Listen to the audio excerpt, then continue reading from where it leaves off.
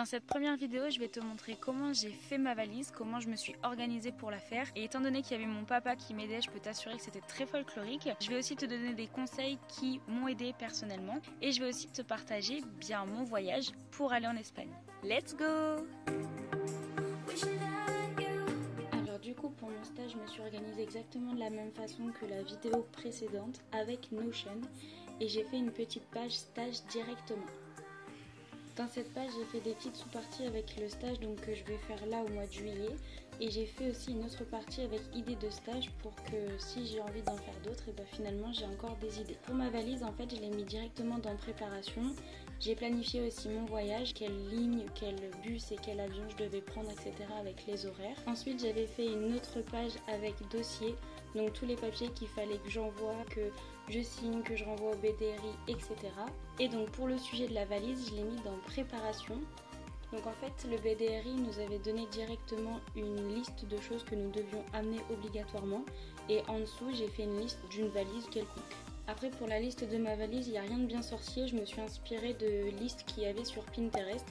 Donc j'ai divisé ma valise avec une partie vêtements, une partie chaussures, une partie trousse à pharmacie, trousse de toilette, vêtements pour le stage, donc ce que le BDRI nous demande, une partie vêtements de plage, accessoires électriques et autres, et puis aussi les documents hyper importants pour voyager. Quand j'ai établi ma liste pour la valise, je me suis rendu compte en fait que j'avais des choses à acheter, donc juste en dessous j'ai mis justement une liste à acheter pour que au moment du voyage j'ai vraiment tout ce qu'il me faut.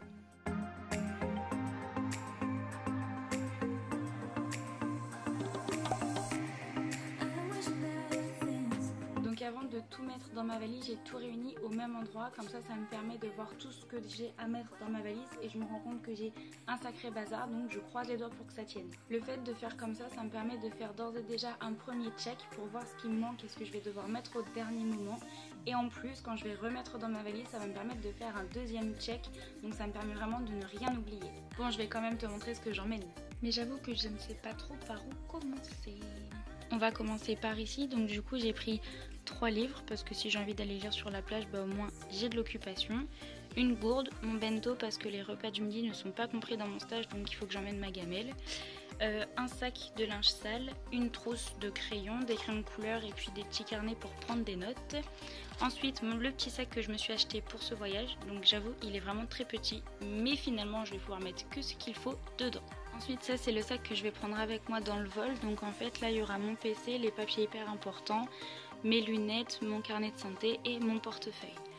Ensuite là on nous a demandé des jumelles pour le stage, donc ça c'est les jumelles, un duvet, des bottes parce que si on a des relâches à faire etc, pour aller dans l'eau c'est mieux, mes baskets de tous les jours, mes chaussons pour le petit appartement et puis mes chaussures de sortie. Ensuite on passe aux affaires, donc du coup j'ai pris 2 sweats pour avoir plus chaud parce qu'en t-shirt je pense que je vais un petit peu me les cailler, surtout si on part en mer etc ou qu'on fait des sorties terrain. Ensuite j'ai pris 5 pulls. Donc ils sont plus chauds que mes simples t-shirts. J'ai pris des petits t-shirts à manches courtes, à manches un petit peu plus longues. J'ai pris un pyjama, 2 jeans, 2 leggings de sport et puis un pantalon un petit peu plus chaud quand on va faire les sorties bateau en pleine mer. Bien évidemment le plus important, mes sous-vêtements et mes chaussettes. Donc ici le petit sac de plage, une serviette assez grande et une serviette pour les cheveux, un gant et puis une serviette de plage. Pour le stage en lui-même, on nous a demandé d'amener donc soit quelque chose pour protéger les oreilles, soit un bonnet qui est ici. On nous a demandé des chaussons ou des chaussures, je sais pas trop comment on appelle ça, pour pas faire de rayures sur le bateau, une casquette, un petit maillot de bain parce que si j'ai envie de me baigner quand même, des gants. On nous a demandé aussi un imperméable, une écharpe et puis je crois que j'ai fait le tour, mais ça fait quand même pas mal de choses. Et enfin le côté beauté, donc en fait ici il y a mon lisseur, là c'est ma trousse à pharmacie, mon maquillage, des tests anti-Covid parce qu'on nous demande en fait de faire un test dès qu'on arrive et 5 jours après être arrivé. Et puis ça c'est mes trousses de toilette avec tout ce qu'il faut, dentifrice, brosse à dents, etc. Maintenant il faut que tout ça tienne dans la valise.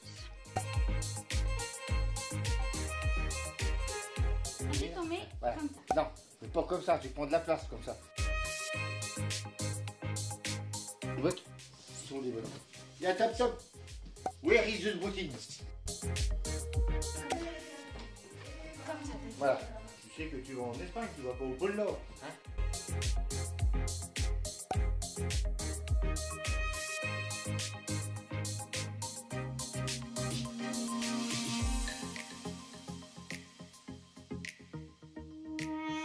pour aller en Espagne. Hein. Oui, elle nous a demandé un bonnet. Ah bon? Tu les prends en Espagne? Bah, quand on fait les sorties en mer.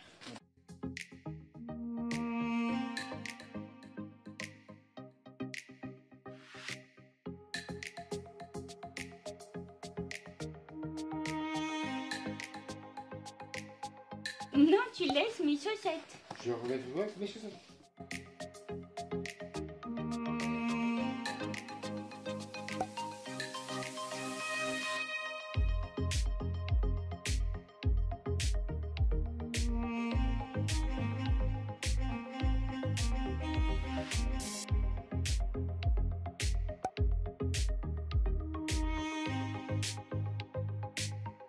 Bah, c'est mes chaussures qui merdent. Bah oui, forcément.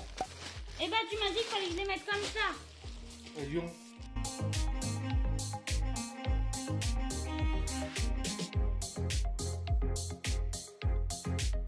Là, il y a un trou. Donc le trou, tu le bouches avec une tongue.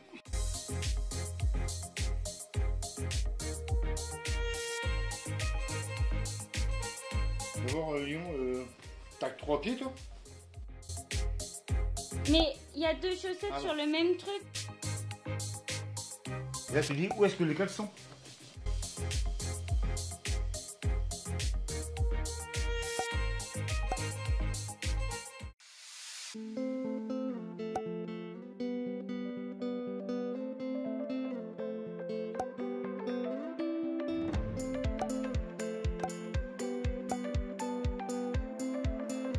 Je suis vraiment désolée de ne pas avoir beaucoup filmé dans l'aéroport. J'étais vraiment très stressée pour mon vol et surtout une fois arrivée en Espagne. Du coup, je n'ai pas du tout pensé à filmer quelques scènes. Et puis je l'avoue, j'avais les yeux rouges car oui, j'ai quitté et mon chat et mes parents. Donc forcément, quelques larmes sont tombées.